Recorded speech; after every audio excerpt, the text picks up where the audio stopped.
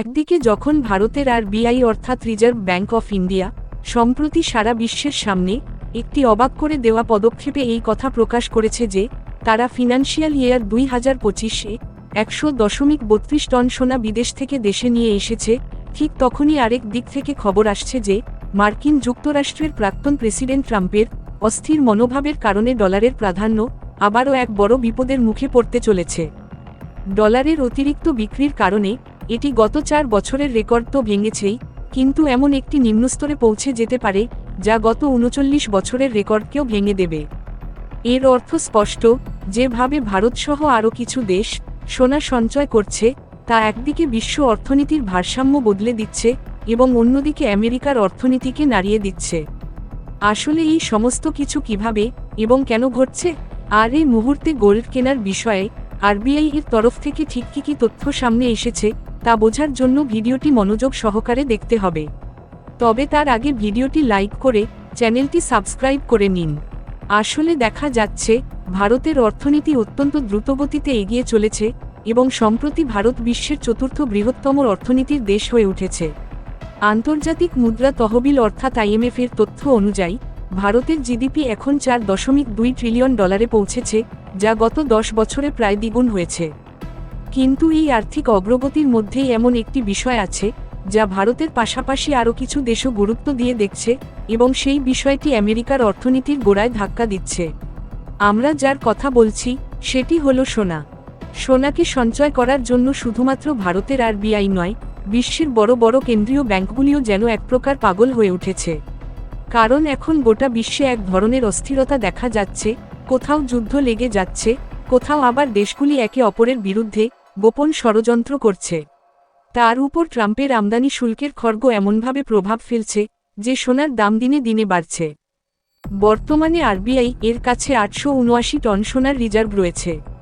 আগে ভারতের সোনা বিদেশে রাখা হতো, কারণ সেই সময় দেশে এত সুরক্ষা ব্যবস্থা ছিল না। প্রায় 40 থেকে 60% সোনা ইউকের ব্যাংক অফ ইংল্যান্ডে রাখা হতো।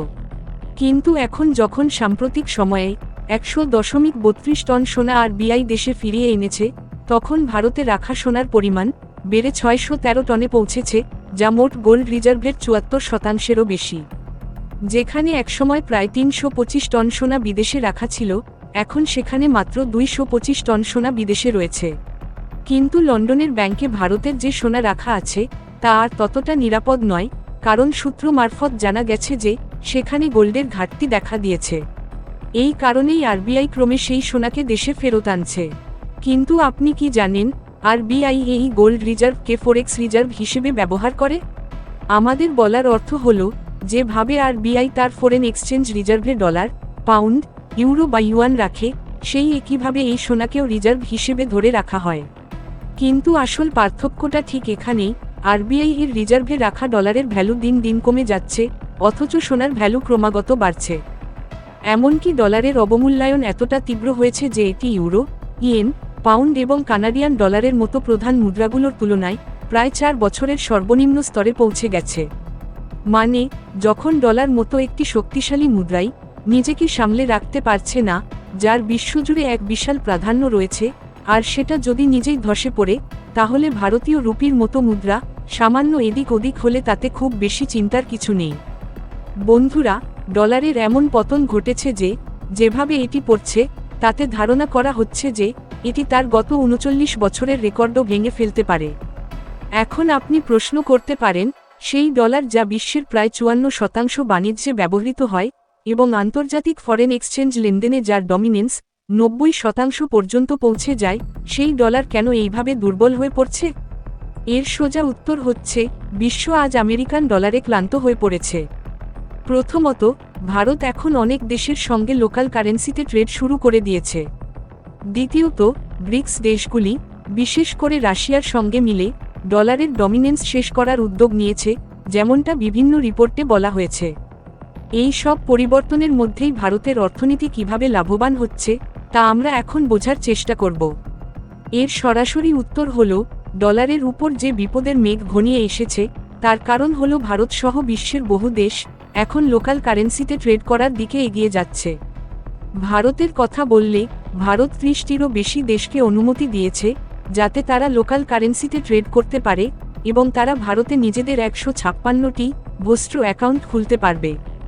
এর মানে হল ওই 30টি দেশের সঙ্গে ভারত সরাসরি রুপিতে ট্রেড করবে। আর লোকাল কারেন্সিতে যখন লেনদেন হবে তখন মধ্যস্থতাকারী হিসেবে আমেরিকার সুইফট পেমেন্ট সিস্টেম কোনো নজরদারি চালাতে পারবে না। আর যখন ডলার ব্যবহারই হবে না তখন আমেরিকা কোনো স্যাংশনস আরোপও করতে পারবে না কিংবা ভয় দেখিয়ে ভারতের মতো দেশকে তার ইচ্ছামতো কিছু করাতে পারবে না। ভারতের পাশাপাশি হংকং, রাশিয়া, চীন, ইন্দোনেশিয়া, গোয়ার ও বহু দেশ যারা ডলারের দাপটে অতিষ্ঠ হয়ে উঠেছে তারা এমন সব নতুন নীতি আনছে যা ডলারের প্রাধান্যকে চূর্ণবিচূর্ণ করে দিচ্ছে। বর্তমানে ভারতের আরবিআই যে 100.32 টন সোনা দেশে ফিরিয়ে এনেছে সেই তথ্য সামনে আসার পর ভারতের বিরোধী দেশগুলির চোখ কপালে উঠে গেছে। তাই কমেন্ট বক্সে ভারতকে শুভেচ্ছা অবশ্যই লিখুন। আর যদি এই ভিডিও আপনার ভালো লেগে থাকে তাহলে অবশ্যই লাইক করুন, বন্ধুদের সঙ্গে শেয়ার করুন এবং আরও এমন তথ্যবহুল ভিডিও পেতে চ্যানেলটি সাবস্ক্রাইব করে বেল আইকনটি অলে সিলেক্ট করুন।